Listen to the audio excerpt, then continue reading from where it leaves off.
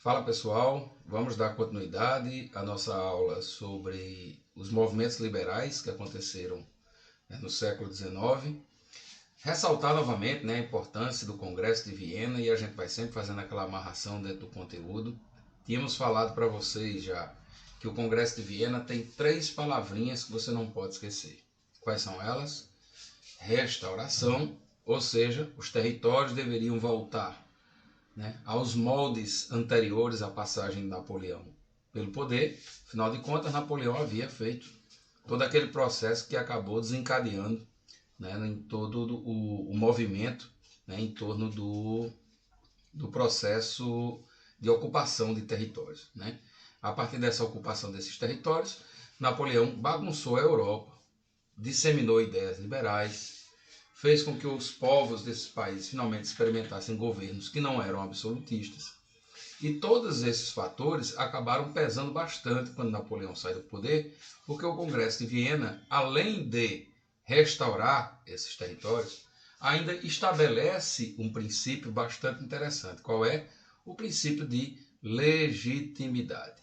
Ou seja, temos que buscar, a partir dessa lógica do processo, a reentronação de todos aqueles que haviam perdido o poder. Então os reis deveriam voltar para os seus respectivos lugares.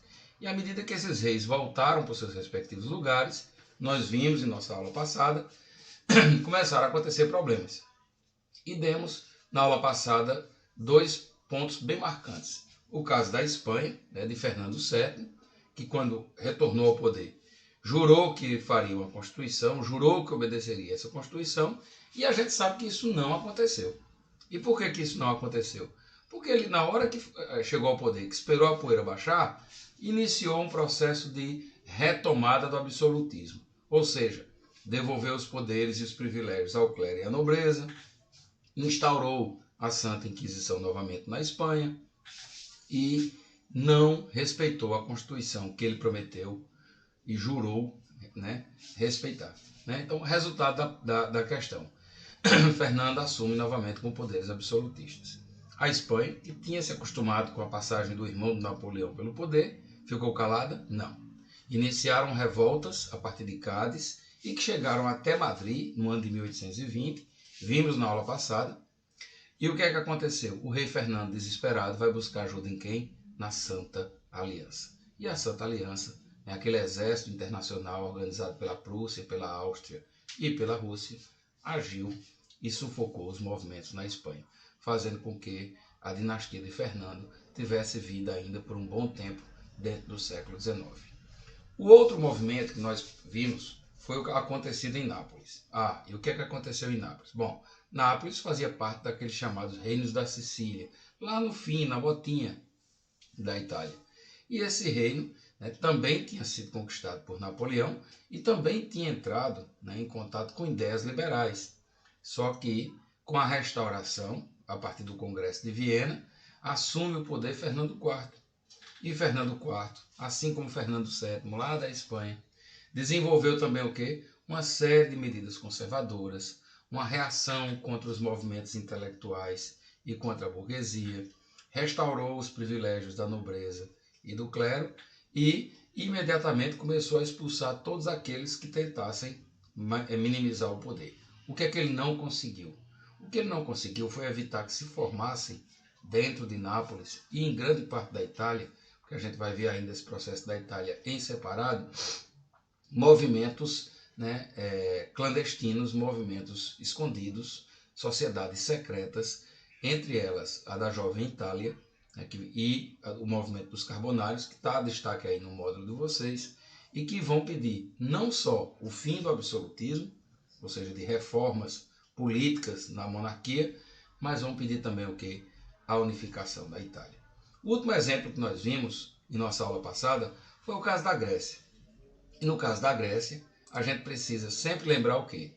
Que a Grécia ela pertencia ao Império Turco, e como pertencia a esse Império Turco, era preciso se libertar desse império. E no caso dos gregos, o que a gente vai perceber é um processo que se inicia com a independência da Grécia. Ou seja, eles vão lutar muito mais por independência do que por reformas.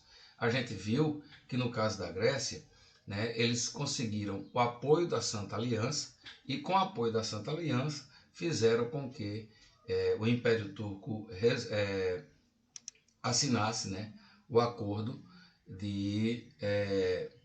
que estabeleceu as primeiras regras de flexibilização da Grécia que vão contribuir para, no início do século XX, o processo de independência de seu país. Hoje, nós vamos falar de um conjunto de revoluções muito importantes que aconteceram na França. E nem precisa dizer a vocês que a França é aquele país que, quando espirra, a Europa gripa. E a partir de 1830, essas revoltas elas se multiplicam em toda a Europa e também na França. Então, para a gente entender o caso francês, vamos relembrar um pouco da história, com calma, sem pressa, para que você entenda bem direitinho. Nós tínhamos uma monarquia absolutista. Ela era governada pelo rei Luís XVI, lembram? E Maria Antonieta. E aí estoura a Revolução Francesa, em 1789, na qual cai a monarquia francesa. O rei, né, é obrigado a aceitar uma Constituição, só que aí depois ele conspira contra a própria França, tenta fugir do país para organizar uma contra-revolução, é preso, é acusado de traição e a França vivencia seu primeiro momento de república. Né? 2 partidos vão ser protagonistas nesse processo. Mas, João Marcelo, por que você está falando de novo em Revolução Francesa? Porque não adianta a gente fazer o assunto de maneira solta. A gente tem que organizá-lo. Então, estou só relembrando a você. 2 partidos. Primeiro, um governo girondino, que foi um governo da elite, que não fez grandes reformas sociais. E depois um governo jacobino, do povo, extremamente radical e que mandou 40 mil franceses para a guilhotina. Você deve estar lembrado que a gente estudou a Revolução Francesa. E que acabou caindo por uma nova conspiração entre os girondinos e aquele partido que é fundamental na história francesa, né? A planície ou o pântano, que era a alta burguesia, que ficava mudando de um lado para o outro. E aí se estabelece o diretório, que desmancha o que os jacobinos haviam feito, que retiram do povo praticamente todos os direitos que haviam sido concedidos pelos jacobinos, e a França mergulha de novo em crise, por um período ainda de 4 anos. E o que é que acontece de novidade na França 4 anos depois? Você tem Napoleão Bonaparte, do exército, se aliando a setores da burguesia e do clero, e dando um golpe na França chamado de golpe do 18 Brumário. Eita, aquele velho golpe. E aí Napoleão chega ao poder. Chegando ao poder, Napoleão inaugura a primeira fase da sua passagem, que a gente chama de consulado. Estão lembrados? É o período da reestruturação da França. A França se organiza com banco, com moeda, com todos aqueles todos aqueles processos de transformações que tiram a França da crise, gerando empregos, aumentando o exército, criando uma poderosa marinha. Napoleão fica tão popular que vira o quê? Imperador. Então, acabou a república e voltou a ser uma monarquia. E o imperador era Napoleão I. Né? Ótimo. Napoleão permanecerá imperador da França de 1804 até 1814. Você já conhece essa história, porque a gente já estudou o Congresso de Viena, aquela coisa todinha, e esse próprio período napoleônico. Nesse período, Napoleão tentou derrotar a Inglaterra sem sucesso, invadiu diversos países e fez alianças com outros, tentou, sem sucesso, impor um bloqueio continental, e esse bloqueio continental acabou fazendo com que Napoleão começasse a declarar guerra a Deus e o mundo, inclusive a Portugal, e forçando a vida da família real para cá. Mas, durante esse período imperial, Napoleão cometeu aqueles erros que já estudamos também. Invadiu a Rússia, perdeu grande parte do seu exército, foi derrotado na Batalha das Nações, obrigado a ser exilado na ilha de Elba. A França volta ao absolutismo com Luís XVIII. Napoleão percebe as agitações, volta para a França, chega na França, retoma o poder, mas aí as coligações se reúnem novamente, derrotam definitivamente Napoleão na Batalha de Waterloo em 1815, e o que é que acontece? Napoleão agora é exilado de forma definitiva em Santa Helena e a França tem sua monarquia absolutista restaurada. Fiz toda essa retrospectiva para que você visse que a gente viveu 10 anos de crise na Revolução Francesa e depois 15 anos de estabilidade e instabilidade com Napoleão. Pois bem, quando você pensa que a França não vai parar os problemas, aí começam os problemas. Vamos entender. Luís XVIII agora assume o poder. Ele era o irmão, de Luís XVI e que foi colocado ali pelo Congresso de Viena. Beleza. O problema é que Luís vai restaurar o absolutismo de forma veemente. Ele vai começar a estabelecer, embora com algumas reformas, porque ele sabia daquela história do despotismo esclarecido, ele consegue dar alguns privilégios ao povo francês, como, por exemplo, a manutenção de um código civil, um sistema eleitoral que, embora fosse censitário, pelo menos era uma eleição. Lembre-se que voto censitário é o voto da burguesia. Estabelece algumas liberdades comerciais para que os burgueses fiquem quietinhos. E assim ele consegue se manter no poder. Primeiro porque ele agradou a elite, a burguesia está bem, a burguesia tem privilégios comerciais, a burguesia vota, elege seus deputados, a burguesia tem um código civil que lhe protege, tem sua propriedade garantida, e ele conseguiu o quê? Isolar exatamente aqueles mais pobres, os camponeses, a pequena burguesia, os trabalhadores urbanos, os sans-culottes. E aí a França voltou a ser o que era. Por isso que alguns historiadores chamam a Revolução Francesa de uma revolução que mudou tudo para não mudar nada. Porque aconteceu, veio as reformas, veio Napoleão e depois volta a ser tudo como era antes. Pois bem, assim permanece o governo de Luís XVIII, para a gente não esticar demais a corda, e ele permanece no poder até 1824, quando finalmente morre. E aí lembre-se que é uma monarquia. E quem assume o poder é exatamente o seu herdeiro, Carlos X.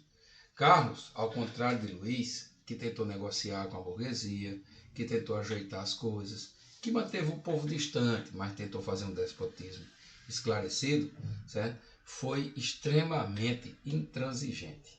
Certo? Ele vai querer governar de forma mais despótica, vai começar a eliminar os direitos da burguesia, vai começar a oprimir tudo e vai começar a entrar em rota de colisão exatamente com a classe que não podia, que era a burguesia. E é exatamente esta burguesia que vai, certo, em 1830, pipocar em uma nova Revolução Francesa, que o livro de vocês chama de Jornadas de Julho, mas você também pode chamar de 3 dias gloriosos. Foram os dias 27, 28 e 29 de julho de 1830, aonde a burguesia, mais uma vez com o apoio do povo, que mais uma vez não vai receber quase nada, vão ajudar, certo? Os burgueses a tirar Carlos X do poder e agora a entronar um rei que era assim, com a burguesia. Ou seja, derrubar a dinastia Bourbon, certo?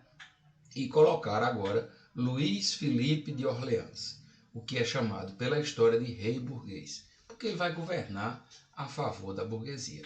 Lembre-se, da burguesia, não do povo. E assim a França vai viver um outro período de relativa estabilidade. Por quê? Porque ele vai abrir mão de uma série de privilégios para a burguesia, vai conceder aos burgueses a exploração de recursos naturais na França, vai fazer com que os burgueses desenvolvam ferrovias, minas de carvão, bancos, vai buscar um processo de industrialização francesa. Veja que ele está trabalhando só para um lado. Quem é o grande prejudicado desse processo? O povo, que não tem agora privilégio nenhum.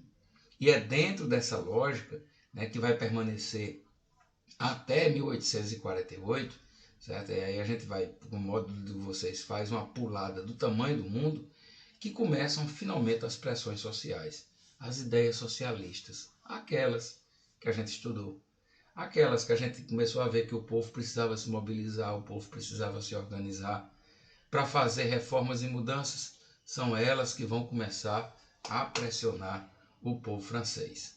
Greves vão acontecer, manifestações e passeatas exigindo redução de jornada de trabalho, maiores direitos, né? Fim desses privilégios, defendendo o voto universal, né? Até que o Luís Filipe de Orleans, finalmente pressionado e a burguesia desesperada, com medo de que houvesse uma nova revolução dentro do país, vai lá e autoriza o rei a estabelecer uma nova Constituição. E essa nova Constituição trazia finalmente a separação dos poderes em três. Lembra lá de Montesquieu, do processo de iluminismo? Executivo, legislativo e judiciário. Passa a adotar o voto universal. Então, finalmente cai essa história do voto pela renda. Agora, o povo francês pode votar, né? Estabelece, né, que um regime presidencialista seja organizado e não mais uma monarquia. Aí vocês, meu Deus, de novo. E que o presidente seja eleito pelo voto do povo. Certo?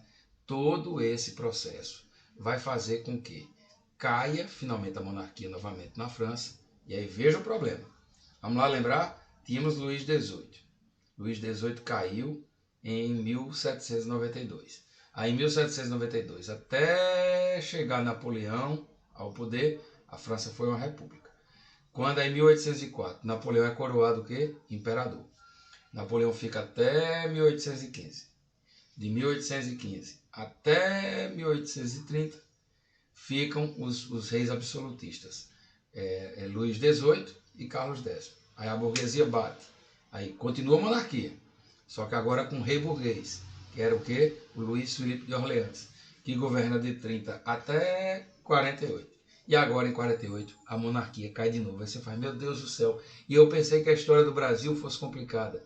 A história da França é muito mais complicada. Muito mais cheia de confusão. E você pensa que acabou? Bora lá. Teve as eleições e com 70% dos votos, quem venceu a eleição? Luís Napoleão Bonaparte, sobrinho de Napoleão. Foi quem venceu as eleições e dizia que ia respeitar a República, dizia que ia respeitar a Constituição, que ia fazer grandes reformas, que ia transformar a França de novo, né, num modelo de governo fantástico. Sabe o que é que Napoleão Bonaparte, Luís Napoleão fez? Luís Napoleão governou 2 anos e nesse período ele fez um plebiscito, perguntando ao povo se o povo queria ficar com a República ou se gostaria de restaurar a monarquia. Lembra do que Napoleão fez para se tornar imperador? A mesma coisa, fez um plebiscito, escutou o povo. E aí o povo foi e, olha só, 95% dos franceses foram lá e disseram o que é Napoleão? Sim, a gente gostaria de voltar a ser uma monarquia e voltar né, a ser governado por um Napoleão. E aí Napoleão aproveita a aprovação popular, aproveita o apoio do povo e faz o quê? Simplesmente assume, né, o poder através de um golpe. Olha o nome do golpe. Golpe do 18 Brumário, igualzinho ao do tio. Só que aí é o golpe do 18 Brumário de Luís Bonaparte. E a França volta novamente a ser monarquia. Volta a ter novamente o Napoleão no poder, só que agora o Napoleão III, inaugurando o chamado Segundo Império Francês. E a França permanecerá com Napoleão III no poder, fazendo grandes reformas, porque o governo dele, felizmente, foi um governo muito melhor, inclusive, do que o tio, né? Fazendo grandes transformações na França, transforma a França num império.